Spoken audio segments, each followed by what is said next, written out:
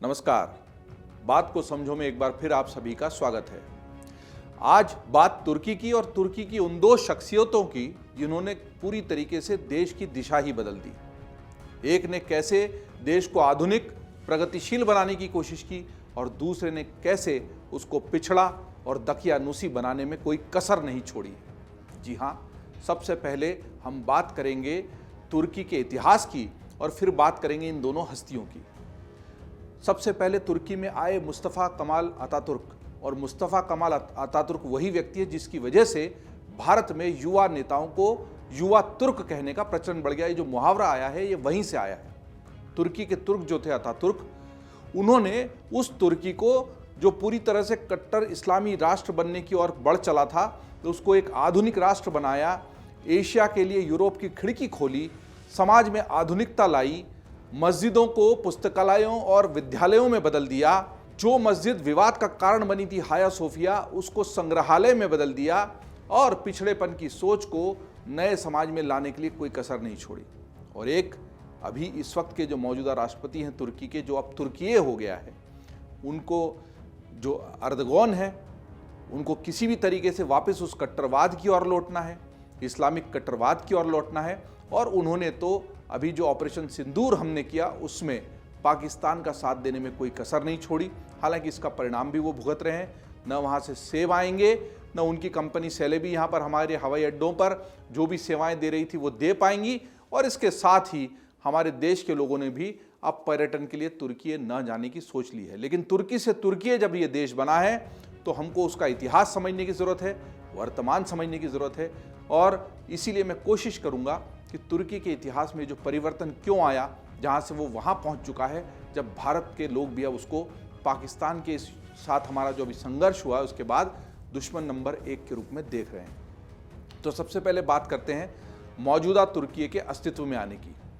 तुर्की, जिसे पहले तुर्की कहते थे, दुनिया के नक्शे पर यूरेशिया में स्थित है। असल में यूरेशिया एक भौगोलिक भूखंड है जो यूरोप और एशिया महाद्वीप को मिलाकर बनता है। इस देश का कुछ भाग यूरोप में और अधिकांश भाग एशिया में पड़ता है। इसका 97% हिस्सा एशिया तो केवल 3% यूरोप में आता है। और इसीलिए इसको यूरोप की खिड़की, यूरोप का दरवाज़ा भी कहा जाता है, क्योंकि एशिया में तो है पर यूरोप से लगा हुआ और यहीं से होकर यूरोप का रास्ता जाता है। और इसीलिए वहाँ पर एक अजीब तरह का, अलग तरह का सांस्कृतिक समागम भी हमको देखने को मिलता है। इसीलिए इसे यूरोप और एशिया के बीच का पुल भी कहा जाता है। 1923 में आधुनिक तुर्की के अस्तित्व में आने से पहले यह ऑटोमन साम्राज्य का हिस्सा था। पहले विश्व युद्ध में ऑटोमन साम्राज्य को हार मिली। हार के साथ इस साम्राज्य के पतन की पटकथा भी लिख दी गई। ऑटोमन साम्राज्य के अंतिम सुल्तान मेहमद छठे ने मित्र राष्ट्रों की मांगों का विरोध असंभव मान लिया था। इसके बाद भी कुछ सैनिकों और अलग अलग संगठनों ने इसका प्रतिरोध जारी रखा। 15 मई 1919 को यूनानी सेना ने जब इज़मीर पर कब्जा कर लिया तो यह आंदोलन और तेज हो गया।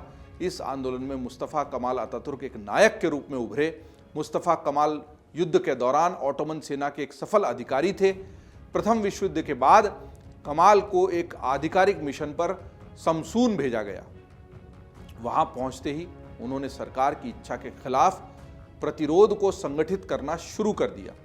जुलाई और अगस्त 1919 में, यह बहुत महत्वपूर्ण कालखंड है तुर्की के इतिहास का।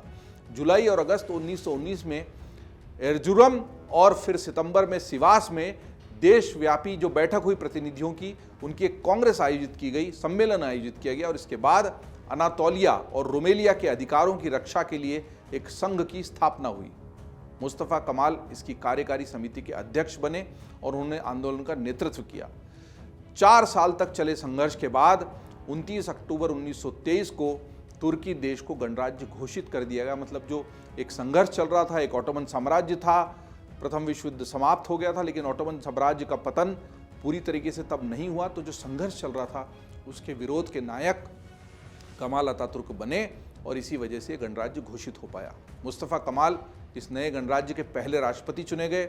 इसके बाद 3 मार्च 1924 को खिलाफत व्यवस्था समाप्त कर दी गई। ये खिलाफत आंदोलन जो था, ये अपने आप में एक बड़ा अध्याय है और इसका प्रभाव भारत की आज़ादी की लड़ाई पर भी पड़ा था, उसको लेकर कभी किसी और बात को समझो में बात करने की कोशिश करेंगे। लेकिन फिलहाल ये समझना ज़रूरी है कि पूरा जो खिलाफत आंदोलन था खलीफाओं के खिलाफ वाला, वो 3 मार्च 1924 को खिलाफत व्यवस्था समाप्त कर दी गई और ऑटोमन वंश के सभी सदस्यों को देश से निष्कासित कर दिया गया।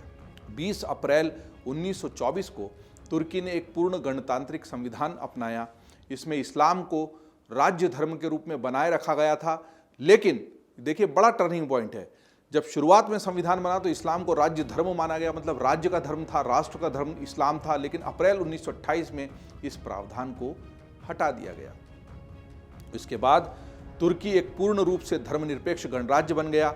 मुस्तफ़ा कमाल अतातुर्क ने व्यापक सुधार किए, तेजी से सुधार किए, जिसने तुर्की समाज के हर हिस्से को प्रभावित किया। लोगों को यूरोपीय पोशाक पहनने के लिए प्रोत्साहित किया गया। तुर्की के कानून में जर्मन, स्विस और इतालवी कानून संहिताओं को शामिल किया गया। यहाँ तक कि तुर्की वर्णमाला को अरबी से लैटिन लिपि में बदलने तक का आदेश भी अतातुर्क ने ही दिया था। ये वो अतातुर्क थे जिन्होंने तुर्की की दशा दिशा को तेजी से बदला, आधुनिकीकरण किया। लेकिन दुर्भाग्य रहा तुर्की का कि 1938 में अतातुर्क का निधन हो गया और 1 साल बाद दूसरा विश्व युद्ध शुरू हो गया। जब ये विश्व युद्ध खत्म हुआ तो उसके बाद तुर्की, जिसे अब तुर्की कहते हैं, उसके हालात फिर बदलने लगे। इस युद्ध में तुर्की अतातुर्क के सिद्धांत के मुताबिक तटस्थ रहा, क्योंकि अतातुर्क नहीं चाहते थे कि दुनिया के किसी गुट में वो पड़े। भारत की तरह गुटनिरपेक्षता का सिद्धांत अतातुर्क ने तुर्की के लिए भी अपनाया था और इसीलिए वो भारत के साथ उनके संबंध काफ़ी अच्छे रहे जब वो, क्योंकि तब तक भारत आज़ाद नहीं हुआ, लेकिन प्रभाव ज़रूर उनका रहा। युद्ध के अंत में ज़रूर उसने जापान और जर्मनी के खिलाफ युद्ध की बात कही, लेकिन इसका हिस्सा वो नहीं बना। युद्ध के बाद अतातुर्क की रिपब्लिकन पीपल्स पार्टी से अलग होकर 1946 में डेमोक्रेटिक पार्टी बन गई। इसका विरोध हुआ तो उस वक्त राष्ट्रीय नेता और अतातुर्क के उत्तराधिकारी इस्मेत इनोनू ने इसे बहुदलीय व्यवस्था का समर्थन कर दिया और 1947 में राष्ट्रीय अपरिवर्तनीय नेता का दर्जा भी छोड़ दिया। इसके बाद 1950 में जब देश के पहले स्वतंत्र चुनाव हुए तो डेमोक्रेटिक पार्टी ने 54% वोट और 396 सीटें जीतकर भारी बहुमत हासिल किया, जबकि रिपब्लिकन पीपल्स पार्टी सिर्फ 68 सीटों पर सिमट गई। इस जीत के पीछे अमेरिकी प्रभाव, सामाजिक परिवर्तन, आर्थिक उदारीकरण की इच्छा, बेहतर संगठन और अतातुर्क की पार्टी के प्रति जन असंतोष जैसे कई कारण माने जाते हैं। तो उसी से टूटकर बनी डेमोक्रेटिक पार्टी हावी हो गई। खुद अतातुर्क की जो पार्टी थी वो केवल 68 सीटों पर सिमट गई। ये एक बड़ा महत्वपूर्ण चुनाव तुर्की के इतिहास का रहा। लोकतांत्रिक तुर्की की सत्ता, ये समझना जरूरी है कि जो लोकतांत्रिक तरीके से संचालन होने लगा गणराज्य बनने के बाद, अतातुर्क की जब मृत्यु हो गई उसके बाद भी वहाँ चुनाव हुए और चुनाव में ये ठीक है कि जो विरोधी दल था उसको अमेरिका का भी समर्थन मिला और वो जीत गया। लेकिन ये जानना बहुत ज़रूरी है बात को समझो में कि ये जो लोकतांत्रिक रूप से संचालित तुर्की था, इसकी सत्ता आखिर सेना के पास कैसे चली गई। डेमोक्रेटिक पार्टी के सत्ता में आने के बाद तुर्की के सिद्धांतों में बदलाव आने लगा। 1952 में तुर्की ने अतातुर्क की तटस्थता की नीति को त्याग दिया और नाटो में शामिल हो गया। ये बहुत बड़ी बात है। आज भी तुर्की नाटो का सदस्य है, लेकिन उसको F-35 और अन्य विमान देने पर रोक अमेरिका ने अब तक लगा कर रखी हुई थी, क्योंकि जो मतभेद उभरे थे वो बहुत सारी दूसरी अन्य गतिविधियों की वजह से उभरे थे। और ये समीकरण नाटो में शामिल होने के बाद, क्योंकि नाटो देशों को अमेरिका अपने हथियार सीधे सीधे सप्लाई कर देता है, ज़्यादा दिक्कत नहीं आती, लेकिन तुर्की उसमें एक अपवाद बना हुआ है। लेकिन 1952 वो साल था जब अपनी तटस्थता की नीति, गुट निरपेक्षता की नीति को त्याग कर तुर्की जो है वो नाटो में शामिल हो गया। डेमोक्रेटिक पार्टी पर रूढ़िवादी धार्मिक संगठनों को बढ़ावा देने के भी आरोप लगने लगे। विपक्षियों के दमन की भी कोशिश की गई। 1958 से 60 के बीच देश की आर्थिक स्थिति बिगड़ने लगी। बेरोजगारी और महंगाई चरम पर पहुंच गई। सरकार का दमन और कठोर होता चला गया। अप्रैल 1960 में इनोनू के प्रचार को रोकने के लिए सेना को लगाया गया और रिपब्लिकन पीपल्स पार्टी की जांच के लिए एक समिति बना दी गई। जब वह अफवाह फैली कि सरकार रिपब्लिकन पीपल्स पार्टी को प्रतिबंधित भी कर सकती है तो छात्रों ने प्रदर्शन शुरू कर दिया और 28 अप्रैल को तुर्की में, देश में मार्शल लॉ लगा दिया गया। इसके साथ ही देश की सत्ता सेना के हाथ में चली गई। इसके बाद डेमोक्रेटिक पार्टी को खत्म कर दिया गया। इसके अधिकांश नेता जेल भेज दिए गए, कुछ नेताओं को तो फांसी भी दे दी गई। उसके बाद ही तुर्की में नए सिरे से संविधान पर काम हुआ और 1961 में नए सिरे से चुनाव हुए।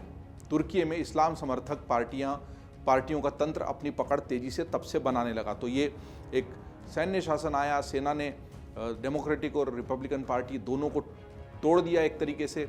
फिर नए सिरे से जब चुनाव होने लगे तो कट्टर इस्लामी समर्थक पार्टियों का अस्तित्व मजबूत होने लगा। 1970 से 80 के दशक में ये अपने चरम पर पहुंचा। उस दौर में रजब तैयब अर्दोआन भी इस्लामवादी गुटों का हिस्सा बने, जो कि अभी राष्ट्रपति हैं तुर्की के। यही अर्दोआन तुर्की की सत्ता पर आज भी मजबूती से काबिज हैं। उस दौर में अर्दोआन सबसे पहले नेकमेट्टीन अरबाकान की इस्लामिक वेलफेयर पार्टी का हिस्सा बने।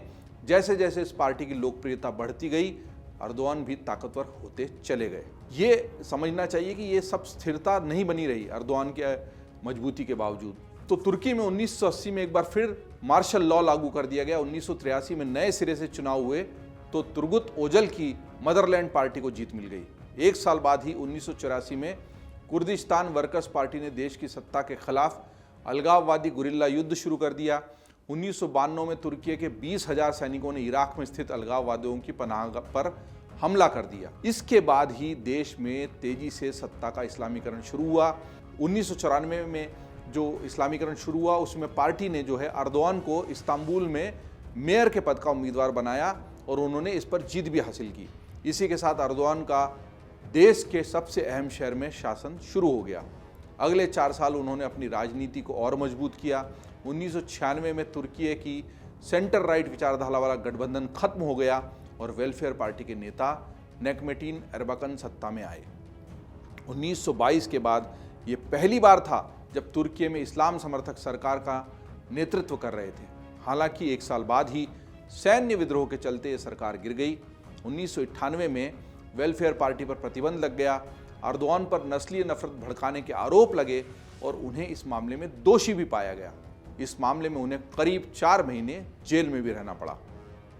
अगस्त 2001 में अर्दोआन ने सहयोगी अब्दुल्ला गुल के साथ अपनी इस्लामवादी पार्टी AKP की स्थापना की। AKP को 2002 में हुए संसदीय चुनाव में बहुमत हासिल हुआ। बीते 22 वर्षों में अर्दोआन कभी प्रधानमंत्री तो कभी राष्ट्रपति के तौर पर सत्ता पर पकड़ बनाए हुए हैं। मौजूदा समय में भी वे अपनी justice and development party AKP के अध्यक्ष हैं। अब ये देखना चाहिए कि अर्दोआन का ये जो पूरा प्रोफाइल है वो कैसे, मतलब ये पुतिन जैसा ही मामला है कि कभी प्रधानमंत्री बन जाओ कभी राष्ट्रपति बन जाओ, और अब तो वो ऐसे हो गए हैं कि वहाँ से आप रूस से व्लादिमीर पुतिन को हटा ही नहीं सकते। उसी तरह का मामला तुर्की का है कि एक बार मेयर बने जब इस्तांबुल के, उसके बाद मेयर बनने के बाद जब वो राष्ट्र में प्रमुख बन गए तो फिर प्रमुख ही बने रहे। लेकिन वो इस्लामवादी जो हैं उस पर भी थोड़ी सी बात को समझो में बात समझने की कोशिश कर लेते हैं। तुर्की पर दरअसल 1 दशक तक शासन के बाद अर्दोआन ने तुर्की के धर्मनिरपेक्ष ताने बाने को तोड़ने की शुरुआत कर दी। मुस्तफ़ा कमाल अतातुर्क ने तुर्की की बुनियाद जिस आधुनिक इस्लाम के आधार पर रखने का सपना देखा था, अर्दोआन ने उस सपने को ही किनारे लगा दिया। अर्दोआन ने सबसे पहले सार्वजनिक सेवाओं से जुड़ी महिलाओं के लिए सिर ढकने पर लगे प्रतिबंध को हटा दिया, मतलब उनको सिर ढकना जरूरी कर दिया। यह प्रतिबंध 1980 में तुर्की में हुए सैन्य तख्ता पर लटके बाद लगा था। अर्दोआन ने कई मौक़ों पर व्याभिचार यानी एडल्टरी को भी अपराध घोषित करने पर बात की है। उन्होंने यह भी कहा है कि किसी भी मुस्लिम परिवार को परिवार नियोजन नहीं करना चाहिए और अपने वंश को लगातार आगे बढ़ाना चाहिए। किस तरह की सोच है अर्दोआन की, इससे पता लगता है। अर्दोआन को इस्लामवादियों को बढ़ावा देने के भी आरोप उन पर लगातार लगते रहे हैं। उन पर मिस्र में सक्रिय रहे कट्टरपंथी संगठन मुस्लिम ब्रदरहुड के 4 उंगलियों वाले सैल्यूट को भी दोहराने का आरोप लगा है। उनके साथ एक हालिया विवाद जिसकी अंतर्राष्ट्रीय स्तर पर भी चर्चा हुई, वह इस्तांबुल के ऐतिहासिक हाया सोफिया के एक मस्जिद में बदलने से जुड़ा हुआ है। दरअसल 1500 साल ज़्यादा पुरानी है जो हाया सोफिया है, वो ईसाइयों का एक कैथेड्रल था, लेकिन ऑटोमन साम्राज्य के दौरान इसे मस्जिद बना दिया गया। मैं खुद इस हाया सोफिया में गया हुआ हूँ। वहाँ पर एक पत्थर पर एक इबारत साफ लिखी हुई है कि उस वक्त ऑटोमन साम्राज्य के जो भी आक्रमणकारी होते थे वो सबसे पहले वहाँ के धार्मिक प्रतीक पर हमला करते थे और उस धार्मिक प्रतीक को मस्जिद में तब्दील कर देते थे और ये उनकी जीत की निशानी होती थी। हम हमारे यहाँ पर अयोध्या के पहले मस्जिद थी कि नहीं या ज्ञानवापी में क्या हो रहा है, इस सब पर बात ही करते रह जाते हैं। लेकिन ये बताता है वहाँ का जो सबसे बड़ा धार्मिक प्रतीक है, अब वो चर्च हो या मंदिर, उस पर आक्रमण करो, उस पर हमला करो और उसको मस्जिद में तब्दील कर दो। जो लोग ये कहते हैं कि किसी दूसरे धर्मस्थल को बदलकर मस्जिद में तब्दील नहीं किया जाता रहा है, लेकिन ये एक प्रतीक है जहाँ पर बाकायदा लिखा हुआ है। एक कैथेड्रल था, एक चर्च था, और वहाँ पर दोनों ही चीज़ें एक साथ, मदर मैरी और इस्लाम के प्रतीक एक साथ दिखाई देते हैं। वो जो ऑटोमन साम्राज्य ने किया था कि एक मस्जिद में तब्दील कर दिया था, उसको आधुनिक तुर्की के संस्थापक कमाल अतातुर्क ने सत्ता में आने पर एक संग्रहालय बना दिया। देखिए कैसी सोच थी, उनको लगा कि ये सतत ये बताता है कि किस तरीके से आक्रमणकारियों ने एक धार्मिक प्रतीक को बदल दिया, और वो हमेशा क्रिश्चियनिटी और इस्लाम के बीच में एक विवाद का कारण रहा। लेकिन तुर्की की धार्मिक पहचान को बदलकर धर्मनिरपेक्ष पहचान बनाने के लिए उन्होंने ये बड़ा संदेश दिया था कि उसको संग्रहालय में बदल दिया था। हालांकि एर्दोगान ने देश के संस्थापक के तौर पर इस फैसले को ही पलट दिया और वहां पर हाया सोफिया को अब वापस से एक मस्जिद बना दिया गया है। इसी तरह सत्ता से हटने का खतरा जब दिखा, एर्दोगान ने शासन की व्यवस्था ही बदल दी थी। भारत की ही तरह तुर्की में भी राष्ट्रपति के पास सत्ता से जुड़ी ताकतें नहीं होती थी और राष्ट्रपति का चुनाव भी संसद के जरिए ही होता था। हालांकि एर्दोगान ने इस व्यवस्था को बदलने के लिए 2010 में एक जनमत संग्रह कराया और सबसे पहले राष्ट्रपति के चुनाव को जनता के जरिए करवाना सुनिश्चित किया। इसके बाद एर्दोगान ने 2014 में तुर्की के प्रधानमंत्री का पद छोड़कर राष्ट्रपति के पद के लिए खड़े होने का फैसला कर लिया और जीत हासिल की। इसके दो नुकसान हुए। पहला, 2015 में हुए आम चुनाव में उनकी पार्टी के हाथ से बहुमत चला गया। दूसरा, 2016 में तुर्की में तख्ता पलट की कोशिशें हुई। बताया जाता है कि तब बागी सैनिक एर्दोगान को पकड़ने ही वाले थे, हालांकि वे तब बच निकले और तख्ता पलट की कोशिशों को नाकाम कर दिया गया। देखिए किस किस तरीके से एर्दोगान ने अपनी सत्ता बचाई है। एर्दोगान ने इस तख्ता पलट की कोशिशों को सत्ता में अपनी पकड़ और मजबूत करने के लिए इस्तेमाल किया और 2017 में एक और जनमत संग्रह कराया। इसके तहत तुर्की में अधिकतर ताकतें राष्ट्रपति के पास लाने का प्रावधान रखा गया। जनमत संग्रह में उनकी पार्टी को जीत मिली और संसद की आगे की भूमिका कमजोर होती चली गई। इस बदलाव के बाद 2018 में जब आम चुनाव कराए गए तो यह प्रधानमंत्री पद के लिए न होते हुए सीधा राष्ट्रपति पद के लिए हुए। यानी तुर्की एक संसदीय लोकतंत्र से अमेरिका की तरह राष्ट्रपति के नेतृत्व वाला सिस्टम बन चुका था। 2018 के चुनाव में एर्दोगान को जबरदस्त जीत मिली। तब से लेकर अब तक एर्दोगान बेरोक-टोक और तानाशाही रवैया अपनाते हुए तुर्की की सत्ता में बने हुए हैं। चलते चलते ये भी समझते हैं कि रजब तैयब एर्दोगान के राजनीति में आने से पहले का उनका जीवन कैसा था, क्योंकि तैयब ये जो एर्दोगान हैं अब बहुत ज़्यादा चर्चा में आ चुके हैं। बात को समझो को आज थोड़ा सा विस्तार देते हैं और समझते हैं कि ये जो एर्दोगान हैं जिनकी इतनी चर्चा हो रही है, ये हैं कौन। फरवरी 1954 में जन्मे रजब तैयब एर्दोगान के पिता तुर्की के काला सागर तट पर कोस्ट गार्ड थे। जब रजब 13 साल के थे तब उनके पिता अपने 5 बच्चों के साथ इस्तांबुल आ गए। यहाँ एर्दोगान ने शुरुआती समय में शरबत बेचकर गुजारा किया। इसके अलावा अतिरिक्त कमाई के लिए वे ब्रेड और बन भी बेचने लगे। इसी के जरिए उन्होंने इस्लामिक स्कूल में पढ़ाई जारी रखी। एर्दोगान ने बाद में इस्तांबुल की मरमारा यूनिवर्सिटी से प्रबंधन की डिग्री हासिल की। इस दौरान उन्होंने प्रोफेशनल फुटबॉल भी खेला। हालांकि उनके खेल जीवन से ज़्यादा चर्चा हमेशा उनकी राजनीतिक जीवन की रही। तो शरबत बेचने वाले, ब्रेड और बन बेचने वाले आज पाकिस्तान को ड्रोन बेच रहे हैं या मुफ्त में उपलब्ध करा रहे हैं, लेकिन हम उनके सेब बेचने नहीं दे रहे हैं। सेलेबी कंपनी जो भारत के 9 हवाई अड्डों पर रखरखाव की और सामान की कार्गो की व्यवस्था देखती थी, उस पर भारत सरकार प्रतिबंध लगा चुकी है।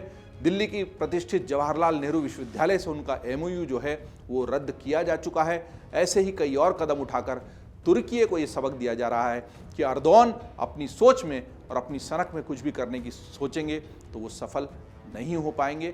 तुर्की का इतिहास और कमाल अतातुर्क से लेकर एर्दोगान तक का जो सफ़र है तुर्की का, वो हमने आपको बताया।